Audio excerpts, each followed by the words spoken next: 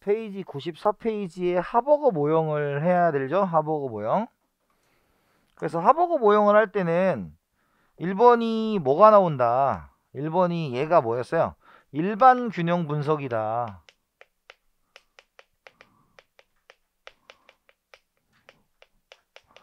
(1번이) 일반 균형 분석이죠. 그 다음에 두 번째가 R분의 W를 우리가 뭐라고 불러요? R분의 W를 노동의 상대 가격이라고 부르죠. W분의 R은 자본의 상대 가격이라고 부릅니다. 그러면 얘가 가격 변동이 그죠? 우리가 심한 경우가 있을 거 아니에요. 요거를 시험 문제에 출제를 합니다. 가격 변동이 언제 심합니까? 라는 거죠. 그래서 1 뭐예요? 우리가 요소 집약도의 차이가 클수록 2 수요의 가격 탄력성이 클수록 그죠? 대체 탄력성이 작을수록 이죠. 여기다 플러스 알파 되면 그 경직적일 때 신축적일 때 경직적일 때 신축적일 때 여러분들 이런 거 봐봐요.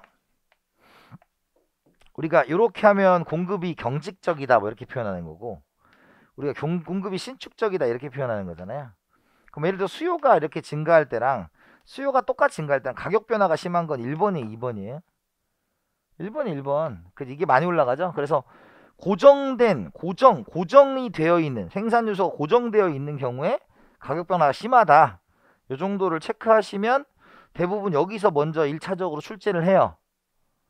이해됐어요? 자, 그 다음에 세 번째로 이제 나올 수 있는 게 사용 측면과 사용 측면이 있겠죠. 그럼 사용 측면은 당연히 그 재화를 많이 사용하는 쪽이 부담을 많이 할 거다 라는 거예요. 사용 측면은. 그 다음에 이제 우리가 원천 측면이 있겠죠. 자, 원천 측면은 뭐와 관련이 있다? 소득과 관련이 있는 거잖아요. 그래서 우리가 원천 측면을 가지고 했을 때 이제 등장하는 게 일반 물품세냐, 개별 물품세냐, 부분 요소세냐 라는 거죠. 그래서 네 번째가 이제 개별 물품세를 부과하면 그죠? 개별 물품세에서 부과하면 어떤 일이 벌어져요? 이 재화 이 요소인 경우잖아요. 그죠? 그러면 만약에 여기서 이제 X제에 부담을 하고 얘가 노동 집약제고 Y가 자본 집약제인 경우에 그죠? 그러면 X제에 부담을 시키면 어때요? PY분의 PX가 뭐 할 거다? 올라갈 거다. 얘가 올라갈 거죠? 그죠? 그러면 얘가 올라가게 되면 지금 X제가 수요가 감소하겠죠? 그죠? 그래서 우리가 DX가 감소할 거다.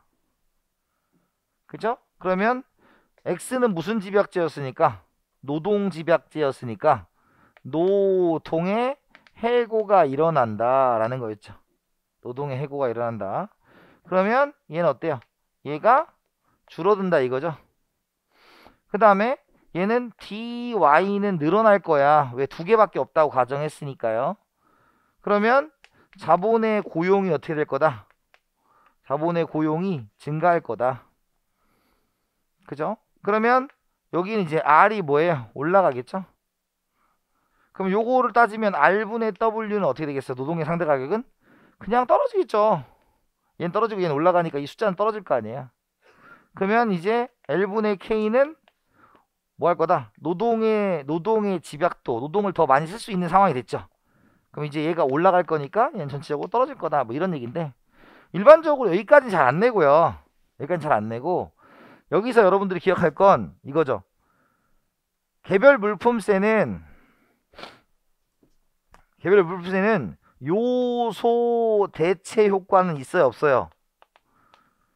없어요. 개별 물품세는 요소 대체 효과는 없다고요.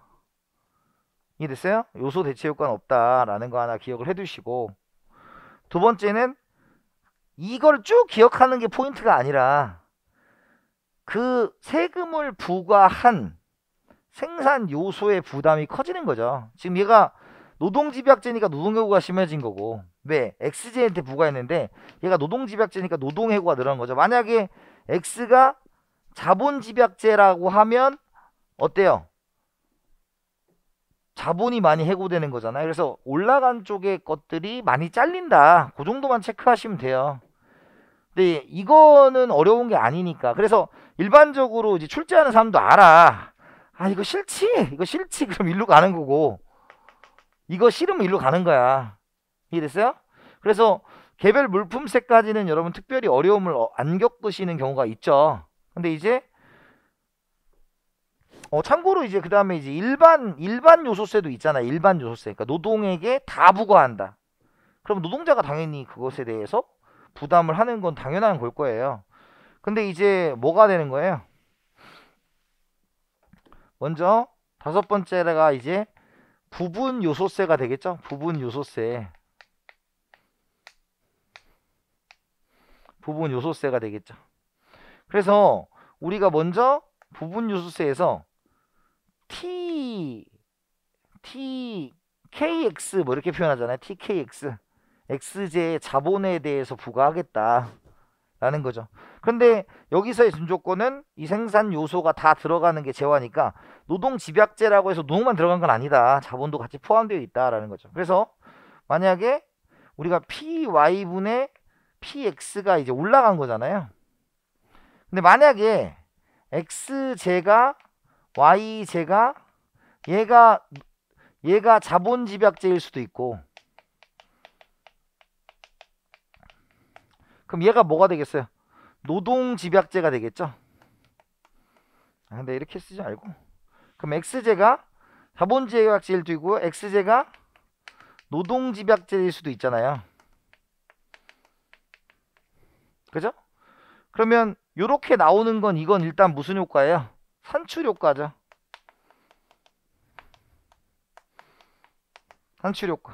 산출효과.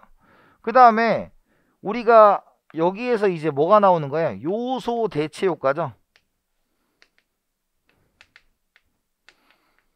먼저 이런 문제를 볼 때는 뭐부터 좀 집중을 해라. 요소 대체 효과부터 집중을 하세요. 그럼 얘가 지금 자본에 대해서 조세를 부과한 거잖아요. 그러면 당연히 R분의 W 중에서 얘가 떨어질 거다 이거죠. 자본이니까. 근데 여기는 지금 어때요? 얘는 지금 X가 자본집약제고 X가 노동집약제일 경우에는 얘는 이제 X의 가격이 올라간 거잖아요. 그럼 뭐가 잘려야 돼? 노동이 잘리는 거야? 자본이 잘리는 거야? 자본이 잘리는 거죠. 자본집약제니까요. 그래서 얘는 자본의 해고가 늘어나는 거고, 얘는 노동의 해고가 늘어나는 거죠. 그래서 여러분들 뭐만 안 헷갈리면 되냐면, 부분 요소세를 부과했는데 왜 노동자가 잘립니까에 대한 것만 잡으시면 돼. 근데 부분 요소세를 부과했을 때 이 부분 요소세가 힘을 미치는 영역은 얘고, 얘는 그냥 얘가 더 우선이 되기 때문에 올라간 재화의 생산 요소가 많이 잘린다. 그것만 여러분들 안 헷갈리시면 이쪽은 어려운 게 없어요. 사실 무슨 말인지 됐어요? 그렇게 체크하시고, 그래서 여러분들 항상 자본에 대한 부분 요소세다 그럼 자본의 생산 가격이 낮아진다라는 게 우리가 요소 대체 효과고, 그 다음에 얘가 자본집약제인지 노동집약제를 한번 생각해봐라 라는 것 정도가 되는데, 지금까지 대부분의 문제는 어느 쪽에서 이쪽에서 좀 출제가 됐어요. 이쪽에서 출제가 됐으니까 적어도 이것만큼은 꼭 외우셔야 됩니다. 이거는 꼭 외우셔야 돼요.